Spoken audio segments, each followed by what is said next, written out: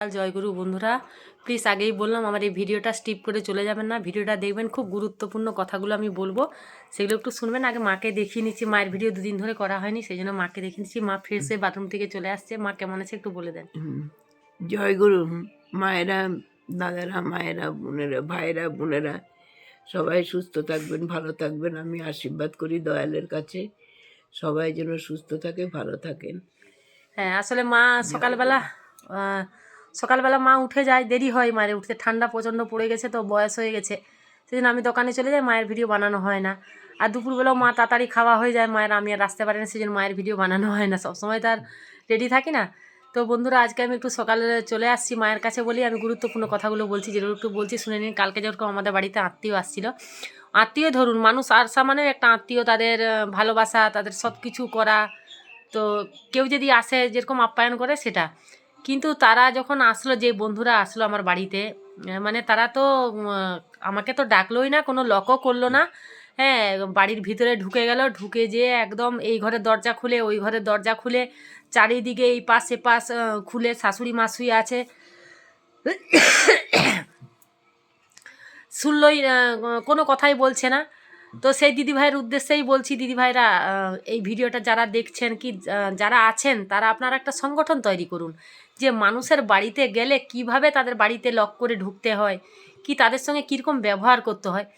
এসেই আগে প্রথমে বলে দিল কোথায় গেছে কোথায় গেছে, আমাকে দোকান থেকে টেনে নিয়ে আসছে, আমার হাজব্যান্ডকে টেনে নিয়ে আসছে, টেনে নিয়ে এসে দাবি করছে এটা দাও ওটা দাও। তখন আমি সব একটা ভর্জি টজি সব রকম যেরকম দেয় আর কি, একটা ব্রাহ্মণকে যেরকম ভর্জি দেয় সেরকম সব কিছু আমি দিয়েছি থালায় ভরে। তারপর বলছে 25,000 টাকা দিতে বলছে প্রথমে আমাকে। তখন আমি তো, আমার তো সম্ভব না, কেন আমাদের মধ্যবিত্ত, আমরা বাড়ির ফ্যামিলি, আমরা অত টাকা আমাদের দেওয়ার সামর্থ্য নেই।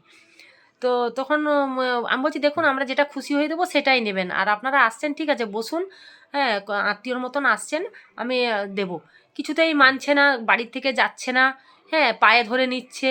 তারপর আমার, কেন এমনিতে আমাদের বাড়ির ছেলেরা খুবই, মানে কি বলবো, খুবই লাজুক। যে আমি ভিডিও বানাই মানে কি সরে সরে চলে যায়, লুকিয়ে যায়, ভিডিও করতে চায় না, আমি জবরদস্তি করি বলে ভিডিও করে।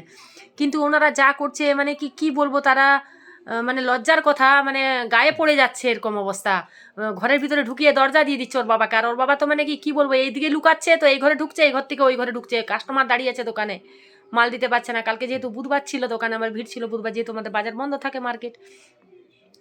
তো দিদিভাই, আপনাদের উদ্দেশ্যেই বলছি, আপনারা একটা সংগঠন তৈরি করুন, যে মানুষের বাড়িতে গেলে কিভাবে তাদের বাড়িতে ঢুকবো আর কিভাবে তাদের সঙ্গে ব্যবহার করব। তো বন্ধুরা, এই ভিডিওটা বারবার বলছি, আপনারা শেয়ার করবেন, হ্যাঁ, যে যাতে তারা, আমি যাদের উদ্দেশ্য বলছি, তারা যেন এই জিনিসটা শোনে, দেখে, আর তারা যেন নিজেদের যে, মানে তারা যে মানুষের বাড়িতে যে টর্চার অত্যাচার করে, সেই অত্যাচারগুলো যেন তারা নিজেরাকে শুধরিয়ে নেয়। আমার বাড়িতে লক্ষ্মী আসছে, এটা সত্যি কথা, আমরা খুব খুশি।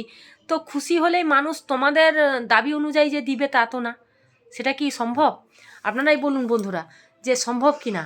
এটাই আমি আশায় রাখলাম, যে বন্ধুরা সবাই আমার ভিডিওটা দেখবেন, দেখে শেয়ার করবেন। আমি তারপরে ওনারা চলে যাচ্ছিল, আমি বললাম না, আমি যখন তাদের, ওদেরও কথা আছে আমারও কথা আছে, আমি যথাসাধ্য চেষ্টা করেছি। ওদের হয়তো পূরণ করতে পারিনি কিছু কথা, ওরা যাচ্ছে না বাড়ি থেকে, কিছুতেই যাচ্ছে না। আমাদের রান্না বান্না তো মাথায় উঠছে, সকালবেলা কোনো রকমের ডাল ভাত করেছি, লাস্টে বাজার থেকে তরকারি কিনে এনে খেয়েছে ওর বাবা। 2টো বেজে গেছে, তাও বাড়ির থেকে যাচ্ছে না।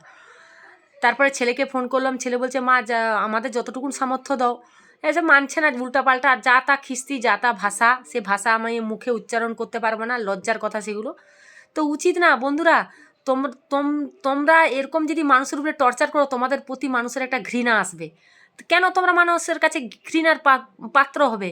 তোমরা ভালো, সবাই ভালোবাসবে তোমাকে সামনে টেনে নিবে। তো আমি খুবই ভালোবাসি ওনারাকে। তার মধ্যেই একজন ছিল উনি তারপরে বলল যে দেখ, উনি তো সত্যিই খুব কষ্ট করে আজকে এখানে দাঁড়িয়েছে, আমি জীবনে অনেক কষ্ট করেছি, তো থাক, উনি যেটা ভালোবেসে দিচ্ছে সেটাই নি বলতে। তখন একটু কমেছে, তারপরে আমি দিলাম, তারপরে ওরা বাড়ি গেছে। তখন আমি বললাম, যখন আমার নাতনি তো নেই, বাপের বাড়িতে আছে, তাহলে আমি ঠিক আছে, আমরা তাহলে এনজয় করি একটু দিয়ে সবাই মিলে না, আমার হাজব্যান্ড করলাম, ও তো আসলো না লজ্জায়, তো আমি একটু ওদের সঙ্গে নেচে তারপর ভিডিওটা আমি পোস্ট করলাম। তো বন্ধুরা, এটাই আমার বলার ছিল, যে কেন আমি শেয়ার করতে বলছি, যে সবাই দেখুক, জানুক, যে মানুষের উপরে এরকম টর্চার করবেন না, প্লিজ করবেন না। যে তোমাদের প্রতি যে আমাদের একটা ভালোবাসা থাকে, সেটা মানুষের প্রতি যেন ঘৃণা না হয়ে যায়। এই বলেই শেষ করছি। জয়গুরু বন্ধুরা, ভিডিওটা আমার অবশ্যই দেখবেন।